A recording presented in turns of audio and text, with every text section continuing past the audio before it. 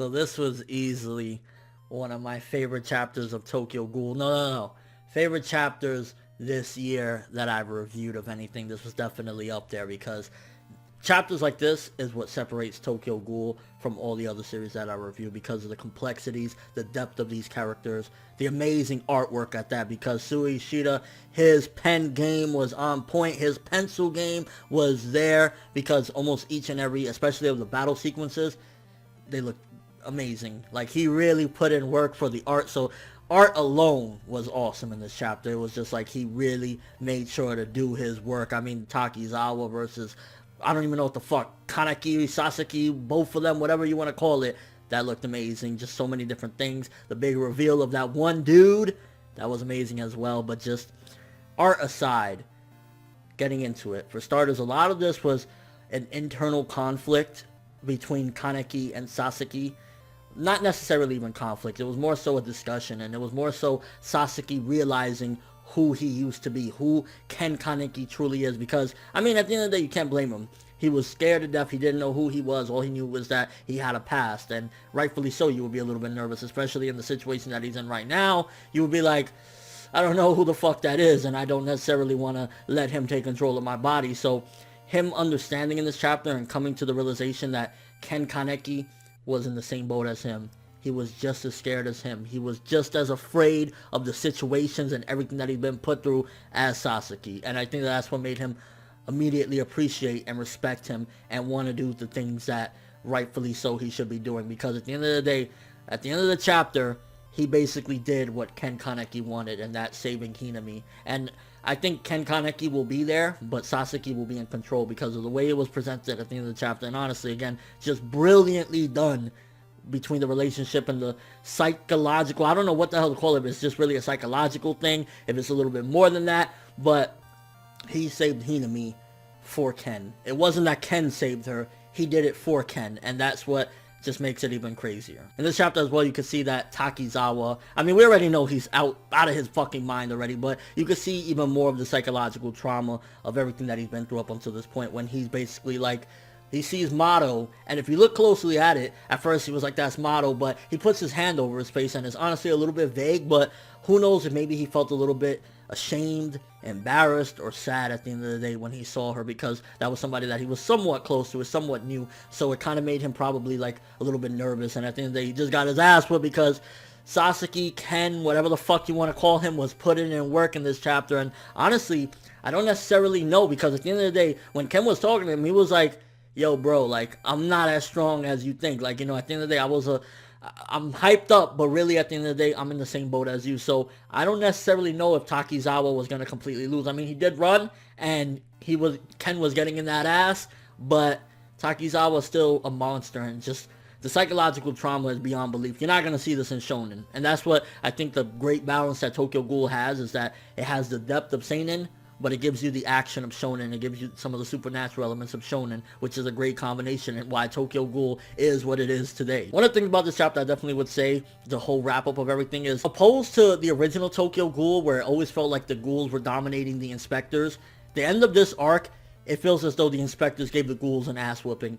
And I'm hoping that that's not going to be par for the course for the remainder of this manga, because at the end of the day, I do want to see a given point where the inspectors are outnumbered again. The inspectors get their asses handed, because when it was wrapped up and everything, it was like, yeah, which by the way, we got confirmation 100%, Big Madam was a dude, a sick dude at that, and that's why he did that to Juzo, because it was like, I'm a cross-dresser, so I'm going to cut this dude's genitals off, and he's going to be a cross-dresser along with me. But on some real shit though, I really want to see the ghouls eventually come out on top, because I don't want it to just always be like, in the original Tokyo Ghoul, again, it wasn't like this, and that's something that is just different, and I think that that's the approach that Sui Ishida wants to take now that the inspectors, they got more power, they got the Queen Gaze, they got the Death God Arima is there with them, so I definitely think that that was the approach he's trying to take now that the inspectors have a lot more power than they had before, and they're a lot more organized, and they understand the situation better, so he was kind of going to that route. But at some given point, I do want to see the ghouls get a victory, because right now it was just like they were scrambling for their lives. And then you also get to see the development between Ayato and Hinami, where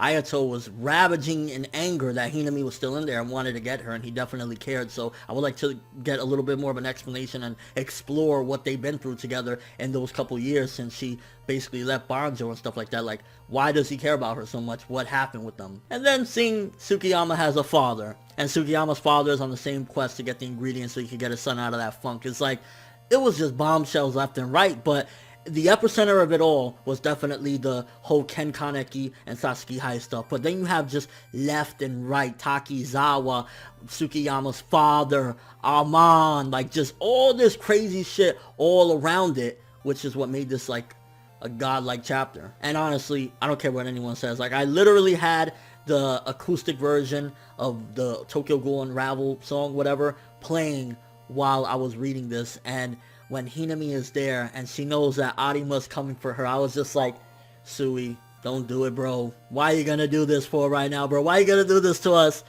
And ultimately, the way it went, I was just like, I was kind of glad. I don't think it's time yet, but it makes me curious as well now, is with what Kaneki did or what Sasaki did, will she be joining their crew? Are they going to put her in prison? I think it would be fucked up. You saved her, but then you're going to put her in prison. And based on the discussion he had with Arima, the small, like basically saying, you know, let her be my property, so to speak, I think he will possibly allow him to have her there. Because, I mean, if he let Kaneki basically be a part of the Quinks and, you know, join them, why wouldn't he do the same thing for somebody that is his property? And you can see that the level of respect Arima has for Sasaki and how he's trying to keep him at bay is probably why he did that as well. And it's like, you got to think for a second. The Death God, the most emotionless motherfucker, said okay. Said heal Sasaki or whatever, medics or whatever. Well, you know, that makes me wonder more about Arima, the biggest mystery. Well, one of the biggest mysteries in Tokyo Ghoul. And then, of course, the Amon stuff. He's basically, and Suishida did it, he flipped it in reverse.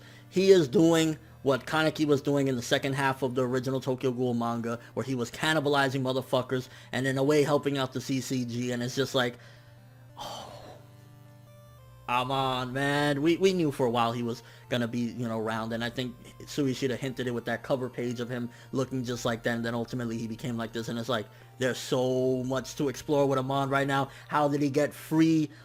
Where's his mind state at? I mean, you could clearly see that at the end of the day, he's cannibalizing motherfuckers and he's still trying to help out the CCG. So his mind state is somewhere along the lines of doing what Ken Kaneki did. Quick question right here, though. Why didn't, and we know he could have, why didn't Arima take out Takizawa? I mean, we've seen when he fought Eto, the motherfucker ran up a wall to go get that motherfucker. So why wouldn't he immediately take out Takizawa? Was he too far away? Was it that Takizawa got away? Was it that, which I still don't buy, that he could get away from Arima? Or was it that Arima was so preoccupied with thinking about Sasaki and whether or not he went rogue, and maybe he cares about Sasaki so much that he was just like, I don't give a fuck right now, I just gotta make sure that Sasaki's here. And then at the end of the chapter, when Ken told Sasaki basically like, you know, be quiet about it and went like that, you can see that Sasaki, when he said, I lied, because, you know, he told Arima, this is my property or whatever, and at the end of the day it was bullshit, he was just doing this for Ken Kaneki.